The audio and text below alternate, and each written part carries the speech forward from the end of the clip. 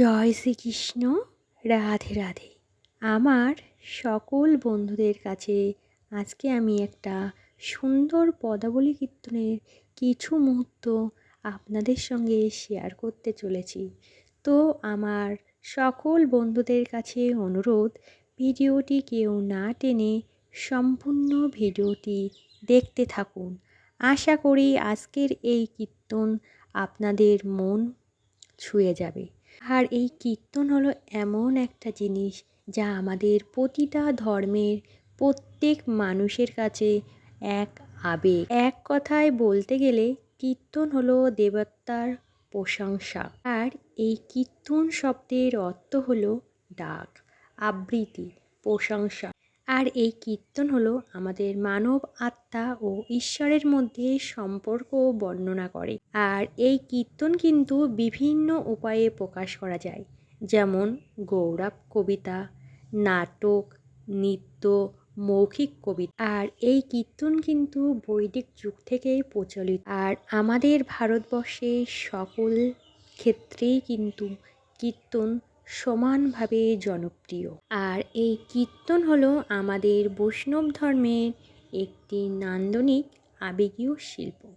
তো বন্ধুরা, আমি আপনাদের সামনে আজকে একটি পদাবলী কীর্তনের কিছু মুহূর্ত তুলে ধরার চেষ্টা করেছি। আশা করি এই মুহূর্তগুলো আপনাদের অনেক ভালো লাগবে। তো আর বকবক করব না, সম্পূর্ণ ভিডিওটি দেখতে থাকুন। আশা করি আজকের এই ভিডিওটি আপনাদের অনেক ভালো লাগবে।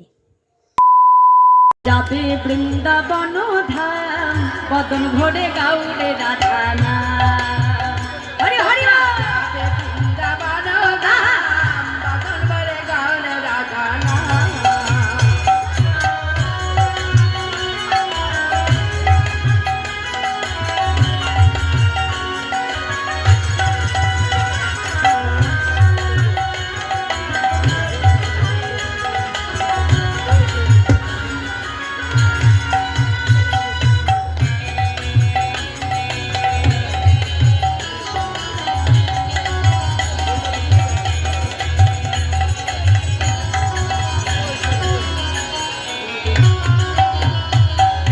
রাধা নামে, ওই না রাধা নামে, রাধা নামে মন মজালে শান্তি পাবে।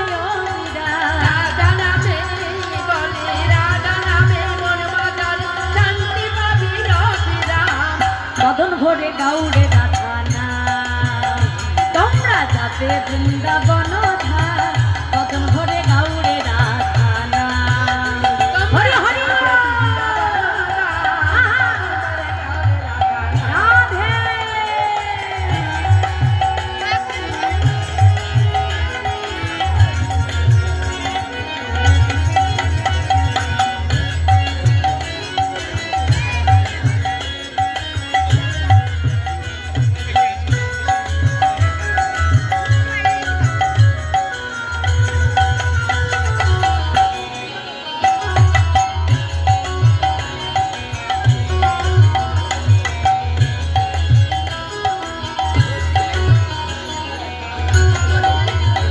নামের কত মহিমা, নামের নেই যে তুলনা। স্বয়ং কৃষ্ণ করে রাধার চরণ বন্দনা। এই যে মাইনা, কথাটা কি বলছে মন দিয়ে শোনো। কি বলছে? রাধা নামের কত মহিমা, নামের নেই যে তুলনা। স্বয়ং কৃষ্ণ করে যাহার চরণ বন্দনা।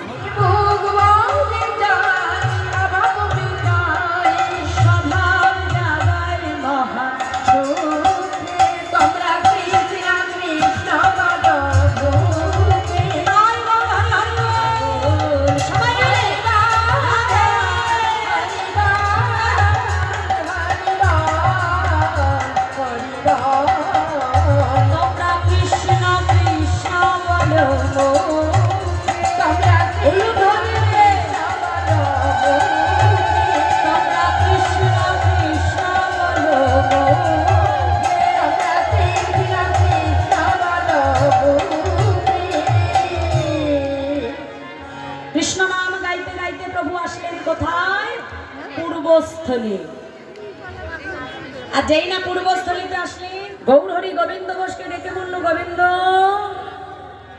শোনো, আজ আমরা আর কোথাও যাব না, এখানে সকল ভক্তের প্রসাদের আয়োজন করো তুমি। যেই না বলেছে, গোবিন্দ ঘোষের মাথায় হাত করে গেল, সর্বনাশ। প্রভু বলে কি, আরে বাবা, প্রভু যেমন সন্ন্যাসী, তার কাছে যেমন কিছু নেই, আমরাও তো তাই শুনি না রে। হরি হরি